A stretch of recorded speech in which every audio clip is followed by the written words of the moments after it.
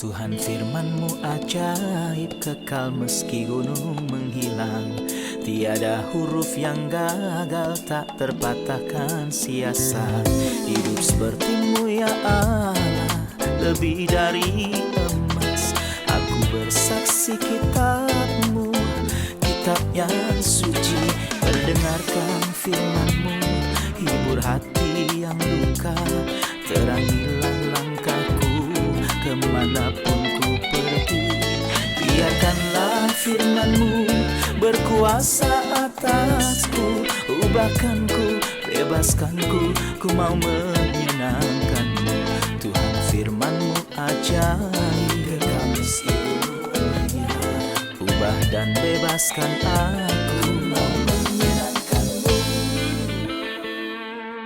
Selamat datang para pemirsa terkasih, kami menyambut Anda sekalian dimanapun Anda berada dalam episode terbaru program studi harian kita Semua Kitab Suci, di mana kita mempelajari semua isi kitab yang ada di dalam Alkitab, dari kitab Kejadian hingga Wahyu, dan kita telah sampai studi kita di kitab Keluaran, kitab kedua yang ada di dalam Alkitab, dalam pasal yang ke-15.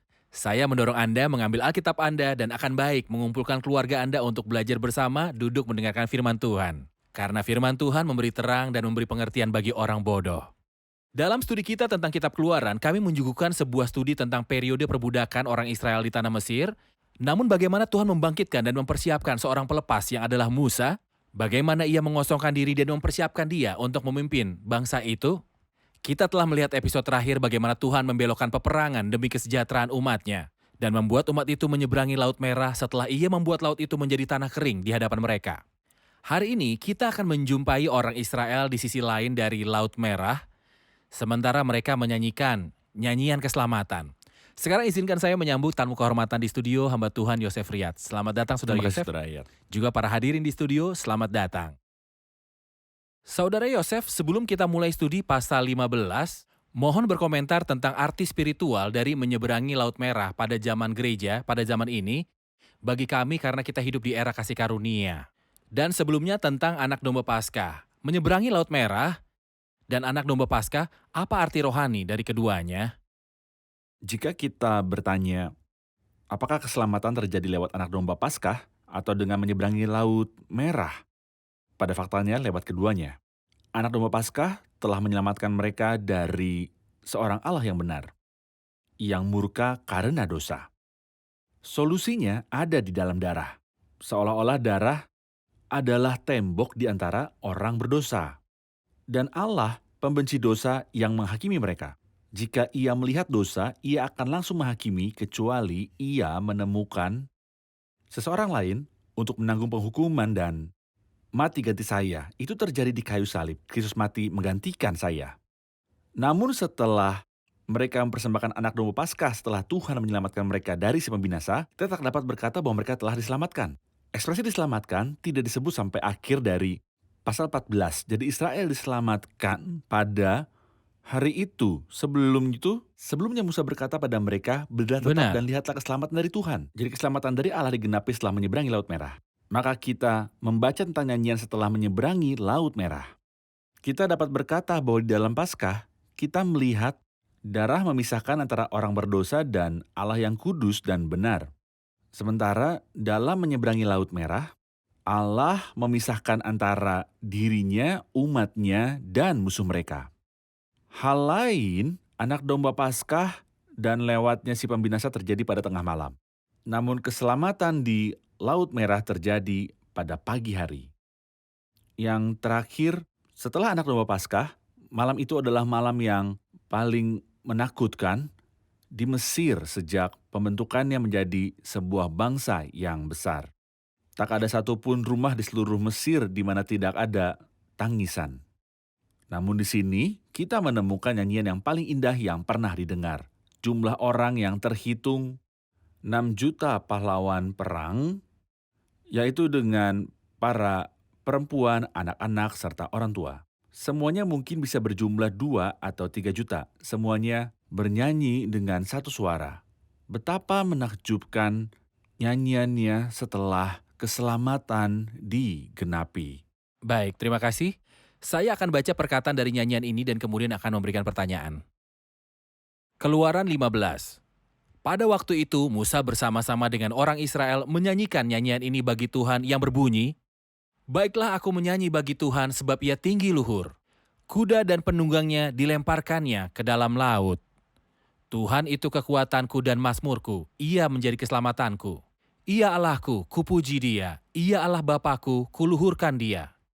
Tuhan itu pahlawan perang, Tuhan itulah namanya. Kereta Fir'aun dan pasukannya dibuangnya ke dalam laut. Para perwiranya yang pilihan dibenamkannya ke dalam laut teberau. Samudera menutupi mereka, ke air yang dalam mereka tenggelam seperti batu. Tangan kananmu Tuhan mulia karena kekuasaanmu. Tangan kananmu Tuhan menghancurkan musuh. Engkau meruntuhkan siapa yang bangkit menentang engkau. Engkau melepaskan api murkamu yang memakan mereka sebagai tunggul gandum. Karena nafasmu air naik bertimbun-timbun. Segala aliran berdiri tegak seperti bendungan. Air bah membeku di tengah-tengah laut. Kata musuh, aku akan mengejar, akan mencapai mereka dan membagikan jarahan. Akan kuhunus pedangku, tanganku akan melenyapkan mereka. Engkau meniup dengan taufanmu, laut pun menutupi mereka. Sebagai timah, mereka tenggelam dalam air yang hebat. Siapakah yang seperti engkau di antara para Allah ya Tuhan? Siapakah seperti engkau, mulia karena kekudusanmu, menakutkan karena perbuatanmu yang masyur? Engkau ulurkan tangan kananmu, bumi pun menelan mereka. Dengan kasih setiamu, engkau menuntun umat yang telah kau tebus. Dengan kekuatanmu, engkau membimbingnya ke tempat kediamanmu yang kudus. Bangsa-bangsa mendengarnya, mereka pun menggigil. Kegentaran menghinggapi penduduk tanah Filistin. Pada waktu itu gemparlah para kepala kaum di Edom, kedahsyatan menghinggapi orang-orang berkuasa di Moab. Seluruh penduduk tanah Kanaan pun gemetar. Ngeri dan takut pun menimpa mereka. Karena kebesaran tanganmu mereka kaku seperti batu. Sampai umatmu menyeberang ya Tuhan. Sampai umat yang kau peroleh menyeberang. Engkau membawa mereka dan kau cangkokkan mereka di atas gunung milikmu. Di tempat yang telah kau buat kediamanmu ya Tuhan, di tempat yang kudus. Yang didirikan tanganmu ya Tuhan. Tuhan memerintah kekal selama-lamanya. Ketika kuda Fir'aun dengan keretanya dan orangnya yang berkuda telah masuk ke laut, Tuhan membuat air berbalik meliputi mereka. Tetapi orang Israel berjalan di tempat kering dari tengah-tengah laut. Nyanyian itu mengandung banyak ide. Dan setiap ide butuh sebuah jeda, namun saya ingin mendengar sebuah komentar pendahuluan. Nyanyian itu dimulai setelah penyeberangan dan penyelamatan. Jadi siapakah yang menyanyi? Untuk apakah nyanyian itu dibuat dan apakah subjeknya? Seseorang berkata orang percaya tidak harus diajarkan dua hal. Untuk bergirang setelah diselamatkan. Karena hal itu otomatis. Setelah diselamatkan, ia akan bergirang. Siapa yang mengajar Zakheus untuk bersukacita setelah menerima Kristus? Tidak ada seorang pun. Namun dikatakan lalu Zakheus segera turun dan menerima Yesus dengan sukacita. Siapa yang mengajar kepala penjara atau menyuruhnya bergirang setelah diselamatkan? Tidak seorang pun. Dan ia sangat bergembira bahwa ia dan sisi rumahnya telah menjadi percaya kepada Allah. Orang yang sukacita akan menyanyi. Kalau ada seorang yang bergembira, baiklah ia bernyanyi. Mereka yang sudah diselamatkan tidak perlu diajari siapapun untuk menyanyi. Jadi siapa yang menyuruh orang itu? Bahkan Tuhan tidak menyuruh mereka. Begitu engkau keluar di Laut Merah, lakukanlah sesuatu untukku dan bernyanyilah untukku. Tidak Itu pernah. adalah hasil alami dari kemerdekaan. Itu benar. Anda telah menikmati keselamatan dari Tuhan, kemerdekaan, dan penyelamatan darinya. Maka secara otomatis Anda akan menyanyi, hatimu akan penuh dengan sukacita. Dan Anda akan mengekspresikan sukacita ini lewat pujianmu kepada Tuhan. Maka kepala penjara bergembira Ya, dengan seisi rumahnya karena ia Ya. telah percaya pada Allah. benar. Faktanya nyanyian itu tidak dinyanyikan oleh 50 orang dalam sebuah pertemuan atau 100 dalam sebuah pertemuan. Mereka berjumlah 2 juta menyanyikannya. Yang menyanyi sekali. adalah mereka yang diselamatkan. Nyanyian muncul setelah diselamatkan. Benar. Menyanyi kepada siapa? Kita ingin tahu kepada siapa nyanyian itu dipersembahkan dan apa topik nyanyian itu? Itu dipersembahkan kepada Tuhan. Topiknya adalah Tuhan. Lihat pada ayat pertama. Pada waktu itu Musa bersama-sama dengan orang Israel menyanyikan nyanyian ini bagi Tuhan. Mereka berkata, baiklah aku menyanyi bagi Tuhan. Jadi pujian bagi Tuhan, nyanyian adalah bagi Tuhan. Apakah topiknya? Ia berkata Tuhan itu kekuatanku dan mazmurku, ia telah menjadi keselamatanku. Jadi siapakah yang mereka bicarakan? Betapa indahnya mempersembahkan pujian kepada Tuhan. bahwa topiknya adalah Tuhan, pelaku penebusan dan keselamatan. Baik, kita rehat sejenak dan kembali untuk menjawab pertanyaan hadirin.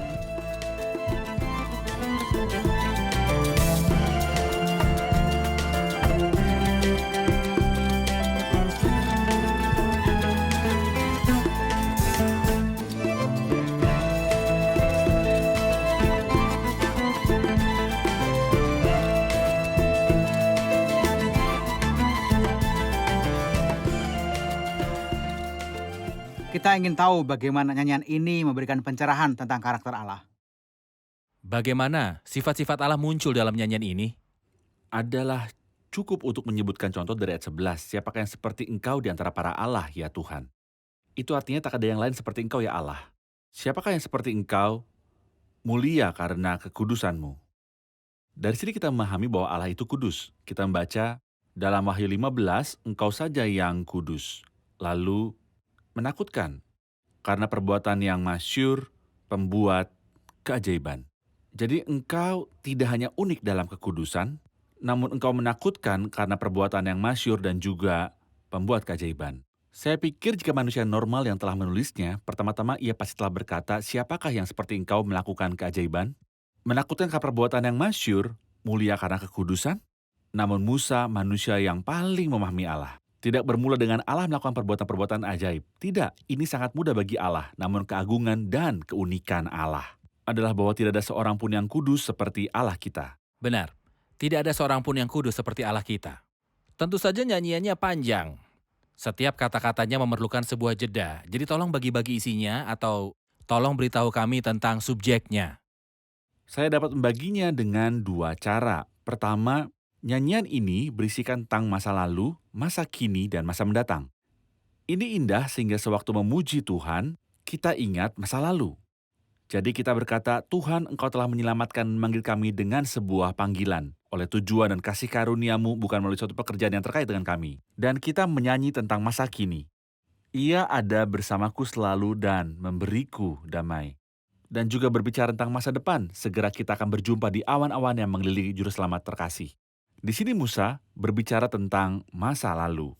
Allah yang telah menyelamatkan, Allah yang telah menenggelamkan Firaun dan pasukannya. Ia juga berbicara tentang masa kini, dengan kasih setiamu engkau menuntun umat yang telah kau tebus, dengan kekuatanmu engkau membimbingnya ke tempat kediamanmu yang kudus. Akhirnya ia bicara tentang masa depan, engkau membawa mereka dan kau cakaukan mereka di atas gunung milikmu sendiri, di tempat yang telah kau buat kediamanmu, ya Tuhan. Jadi Musa ingin membicarakan tentang apa yang Allah lakukan di masa lalu, apa yang ia lakukan pada masa kini, dan apa yang akan ia lakukan di masa depan. Namun saya juga membaginya dengan cara lain. Pertama, ia berbicara tentang Tuhan. Lalu tentang musuh. Kemudian akhirnya tentang orang Israel. Pertama, ia mulai berbicara tentang Tuhan, maka ia berkata, Tuhan itu kekuatanku dan mazmurku. Ia telah menjadi keselamatanku. Ia Allahku, kupuji dia. Ia Allah Bapakku, kuluhurkan dia. Tuhan itu pahlawan perang. Ia peduli akan Benar. Tuhan. Yang kedua, ia bicara tentang musuh. Kata musuh, aku akan mengejar dan mencapai mereka, akan bagi-bagi jarahan, nafsuku akan kulampiaskan pada mereka, akan kuhunus pedangku, tanganku akan melenyapkan mereka. Engkau meniup dengan taufanmu, laut pun menutupi mereka. Sebagai timah mereka tenggelam dalam air yang hebat, kami sekarang dalam perhentian. Itulah topik ayat 4-12. Benar. Setelah itu ia berkata tentang umat yang percaya. Dengan kasih setiamu engkau menuntun umat yang telah kau tebus. Jadi ia peduli akan Tuhan. Saya pikir dalam puji-pujian kita adalah baik. Bahwa bagian terbesar dan terpenting ialah Tuhan. Lalu bahwa kita telah menang atas musuh kita. Akhirnya tentang umat Allah dan berkat-berkat yang sedang datang. Baik, adakah kaitan antara nyanyian ini dan apa yang disebut dalam Wahyu pasal ke-15? Ada sebuah kiasan untuk nyanyian Musa ketika ia berkata dalam Wahyu 15 ayatnya yang kedua bahwa aku melihat sesuatu bagaikan lautan kaca bercampur api dan di tepi lautan kaca itu berdiri orang-orang yang telah mengalahkan binatang itu dan juga patungnya. Pada mereka ada kecapi Allah dan mereka menyanyikan nyanyian Musa hamba Allah dan nyanyian anak domba. Apa kaitan antara nyanyian ini dan nyanyian dalam Wahyu pasal 15? Nyanyian dalam Keluaran 15 adalah nyanyian pertama yang ada dalam Alkitab. Dan nyanyian tentang anak domba bukan hanya nyanyian terakhir, tetapi juga yang terus berlanjut, Kekal. permanen bersama kita selama-lamanya. Ini adalah ketika umat yang telah diselamatkan pertama-tama belajar menyanyi.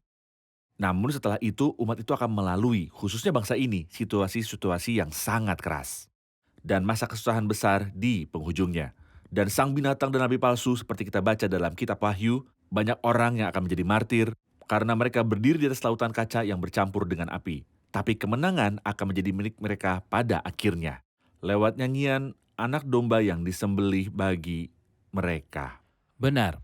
Kita melihat Musa, pemimpin Israel, di lautan ilalang. Ya. Bagaimana dengan kita sementara kita berkumpul mempersembahkan pada Allah persembahan ucapan syukur dan pujian? Siapakah pemimpin nyanyiannya? Anda perhatikan bahwa walau Allah adalah sumber keselamatan, namun kita dapat berkata Musa adalah pelaksananya. Dan bukan hanya itu, tetapi ia juga menyanyi. Saya ingat bahwa ada seseorang yang jauh lebih besar tanpa batas daripada Musa, mengadakan keselamatan dan pimpin pujian. Baca contohnya pada Mazmur pasal yang ke-22. Anda akan menemukan dia mengadakan keselamatan dan meratap sendiri memanggil Allah, Allahku, Allahku, mengapa engkau meninggalkan aku? Baca ayat 22, di mana ia berkata, aku akan memasyurkan namamu kepada saudaraku dan memuji engkau di tengah-tengah jemaah. Dia yang telah mengadakan keselamatan hadir tengah-tengah orang percaya untuk memimpin puji-pujian mereka. Saya perlu berhenti di sebuah ayat tertentu, Saudara Yosef. Ya. Ia berkata di ayat 13, dengan kasih setiamu engkau menuntun umat yang telah kau tebus, dengan kekuatanmu engkau membimbingnya ke tempat kediamanmu. Oke. Antara penyelamatan umat Israel dan tibanya mereka di kediamannya yang kudus, tidak pernah disebutkan tentang padang gurun. Jadi apa niat Allah terhadap umat Israel, atau apa niat-niat Allah terhadap kita? Izinkan saya berkata bahwa padang gurun tidak termasuk dalam maksud tujuan Allah. Itu adalah jalan Allah. Ada perbedaan antara maksud tujuan dan jalan. Maksud tujuannya, aku telah turun untuk melepaskan mereka dari tangan orang Mesir, rumah perbudakan, ke suatu negeri yang berlimpah-limpah susu dan madunya, di mana padang gurun tidak pernah disebut. Namun padang gurun adalah sebuah jalan yang harus ditempuh. Anda tahu saat sebuah tanda memberitahu bahwa ini adalah jalan yang harus ditempuh, tidak ada jalan lain. Padang gurun, kepedihan, karena dengan banyak kesulitan kita akan masuk ke dalam kerajaan Allah. Jadi padang gurun tidak disebut di sini, walau itu termasuk dalam jalan Allah. Baik, terima kasih. Kita rehat sejenak dan kembali untuk menjawab pertanyaan hadirin.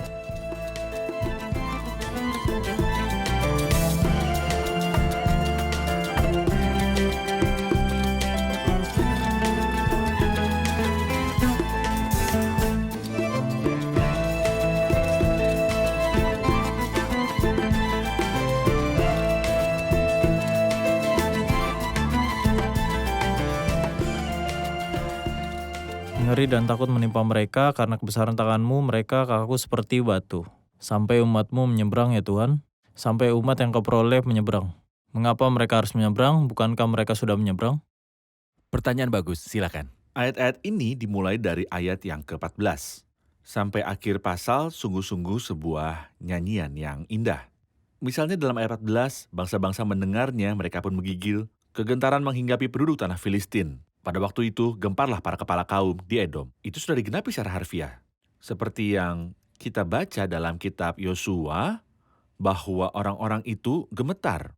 Rahab berkata bahwa ketika kami mendengar itu, tawarlah hati kami. Perkataan ini dilontarkan 40 tahun sebelum itu terjadi. Ia tidak ada di sana ketika orang Israel menyeberang sungai Yordan, ia sudah meninggal. Namun ia melihat itu dengan mata seorang nabi. Ia melihat apa yang akan terjadi 40 tahun kemudian.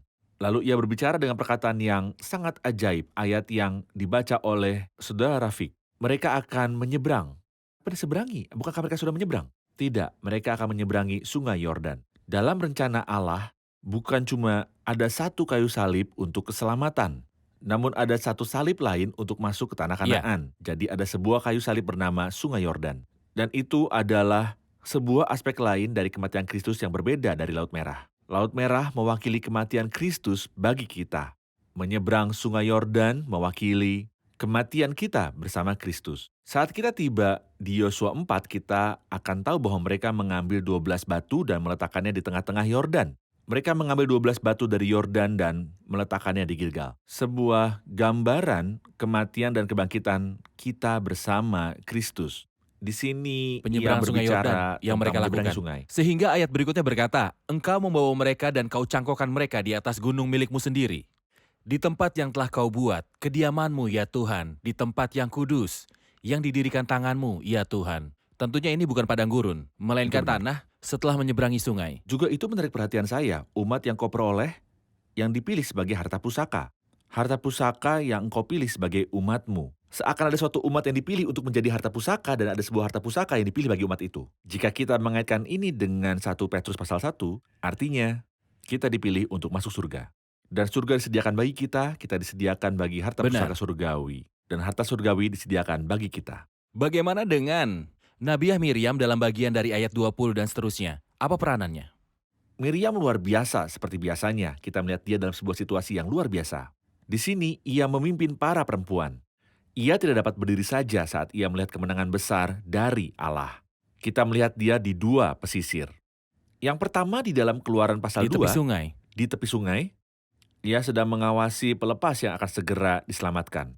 Pada faktanya, ia bertindak dengan sangat cerdas dan bijak. Di sini kita mendapati dia mungkin di atas umur 90 tahun. Namun suaranya masih Seperti sangat alunan. baik. Dan ia memimpin umat itu sehingga Musa memberitahu kita, lalu Miriam Nabiah itu saudara perempuan Harun mengambil rebana di tangannya dan tampillah semua perempuan mengikutinya memukul rebana serta menari-nari. Tentunya kita temukan bahwa ketika keselamatan terjadi, biasanya perempuan mengambil posisi sebagai penikmat kemenangan. Dan karena apa yang Tuhan telah katakan bahwa keturunan perempuan akan meremukan kepala ular. Di sini kita melihat Miriam bernyanyi. Deborah di dalam kitab Hakim-Hakim pasal 5 ia menyanyi. Di dalam 1 Samuel 18 kita membaca tentang bernyanyinya para perempuan yang berjalan di belakang Daud yang sedang menyanyi dan menari. Saul mengalahkan beribu-ribu musuh tetapi Daud berlaksa-laksa. Tentu mereka bergirang dalam kemenangan. Saudara Yosef, setelah nyanyian yang indah ini, Ya. kita sampai di sebuah pos Oke. bernama Mara. Tolong berikan kami komentar tentang Mara. Apa yang telah terjadi di sini? Apa yang bisa kita pelajari di sini? Mara adalah pos pertama yang ditemui orang Israel setelah nyanyian yang indah. Sayangnya mereka tidak dapat menemukan air selama 3 hari. Akhirnya mereka menemukan air tetapi pahit rasanya sehingga umat itu menggerutu. Ini adalah sebuah gambaran tentang kita. Banyak kali setelah keselamatan, bergirang dan penuh kegirangan karena sukacita-sukacita spiritual. Kita menemukan padang gurun dengan penderitaan-penderitaannya. Mara yang ketika kita sampai di sana kita dapati pahit.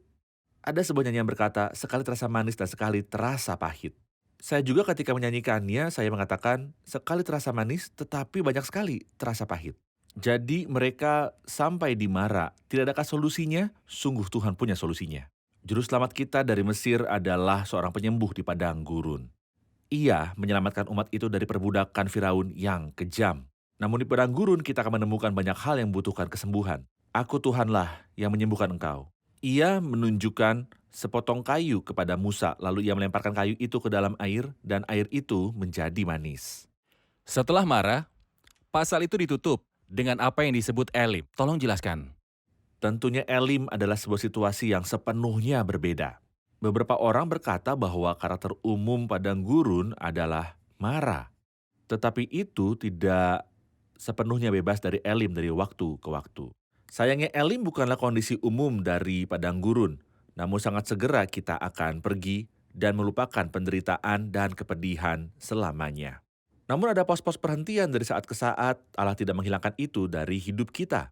Apa yang mereka temukan di Elim? Alkitab berkata bahwa mereka menemukan ada 12 mata air dan 70 pohon kurma. Mereka makan dan menjadi kenyang.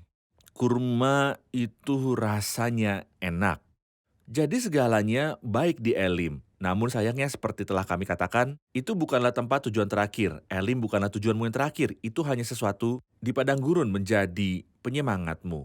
Namun Anda pergi ke Kanaan, negeri yang berlimpah susu dan madunya. Dalam pengalaman spiritual orang Kristen, Ya, orang percaya menikmati keselamatan dan bergirang serta menyanyikan nyanyian keselamatan. benar. Setelah itu ia akan menyingkapkan tentang Mara, tentang penderitaan dan kesusahan. Ada di dalam Kristus, pohon yang Benar. telah ditebang, menjadikan air yang pahit menjadi manis. Benar? Tuhan juga akan membuat mereka menikmati periode elim di padang gurun, perhentian sementara, sampai Benar. kita masuk ke perhentian yang bernama hidup kekal dan permanen dalam hadirat Tuhan. Saat Tuhan berkata kepada murid-muridnya, lalu ia berkata pada mereka, marilah ke tempat yang sunyi dan beristirahatlah seketika. Pos perhentian. Benar? Baik, kita sudah sampai di akhir episode, mari rangkum bersama hadirin. Apa yang telah Anda pelajari? Dalam perjalanan kita dengan Tuhan setelah kita diselamatkan, kita akan melewati mara dan akan menjumpai kondisi-kondisi pahit dan berat. Namun yang menyemangati kita adalah bahwa Ia yang telah menyelamatkan dari Mesir adalah penyembuh di padang gurun. Menyanyi selalu timbul setelah keselamatan, dan topiknya seharusnya adalah Allah dan tujukan pada Allah. Padang gurun memiliki pos-pos sulit, mara, kepedihan, penyakit, tapi ada yang menyembuhkan dan memulihkan, yaitu Aku, Tuhan yang menyembuhkan engkau. Terima kasih, Tuhan memberkati. Terima kasih Saudara Yosef, Tuhan Tuhan menjaga memberkati. juga. Pemirsa terkasih, kita melihat dalam episode hari ini bahwa nyanyian datang setelah keselamatan. Manusia tidak dapat menyanyi kalau ia tidak terlebih dulu diselamatkan. Manusia tidak dapat mempersembahkan nyanyian kepada Allah sebelum ia menikmati keselamatan melalui karya Kristus di kayu salib. Gereja-gereja mungkin dipenuhi dengan mereka yang menyanyikan lagu-lagu. Namun, apakah mereka benar-benar memiliki keselamatan dan hidup yang kekal? Apakah mereka menikmati karya Kristus di kayu salib? Pada waktu itu Musa dan bangsa Israel menyanyikan nyanyian bagi Tuhan. Dan Nabiah Miriam bernyanyi bersama para perempuan kepada Tuhan. Alkitab dipenuhi dengan kata, menyanyilah bagi Tuhan, yaitu Dia yang kepadanya kita harus menyanyi. Dan bagi Dia yang adalah Tuhan. Mengapa? Kita mendengar dalam episode ini Tuhan itu kudus, maka kita bernyanyi kepadanya. Karena Tuhan Juru Selamat, maka kita menyanyi kepadanya. Karena Tuhan itu besar, maka kita menyanyi kepadanya. Karena Tuhan itu kudus dan besar, Ia layak menerima segala nyanyian. Hina sekali manusia atau kelompok manapun yang menyanyi kepada siapapun selain kepada Tuhan. Jika kita menyanyi kepada manusia, kita mengatakan bahwa mereka kudus dan hebat. Dan hanya Juru Selamat yang layak menerima segala nyanyian. Sementara Alkitab berkata secara eksklusif bahwa Allah itu adalah Juru Selamat, Ia kudus, Ia besar. Segala nyanyian, pujian, pengagungan, kehormatan, dan perhatian tidak seharusnya dipersembahkan kecuali kepada satu pribadi, yaitu pada Tuhan. Menyanyi adalah bagi Tuhan. Kita tidak menyanyikan pujian bagi manusia, kita tidak menyanyikan pujian bagi malaikat, karena Ia tidak memberikan kemuliaannya bagi yang lain. Baiklah aku menyanyi bagi Tuhan, sebab Ia tinggi luhur, kuda dan penunggangnya dilemparkannya ke dalam laut. Pemirsa terkasih, sampai jumpa kembali di episode berikutnya. Tuhan menyertai.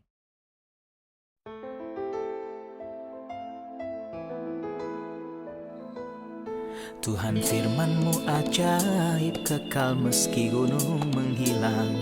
Tiada huruf yang gagal, tak terpatahkan siasat. Hidup seperti-Mu ya Allah, lebih dari emas. Aku bersaksi kitab-Mu, kitab yang suci. Mendengarkan firman-Mu, hibur hati yang luka. Terangilah langkahku kemanapun ku pergi.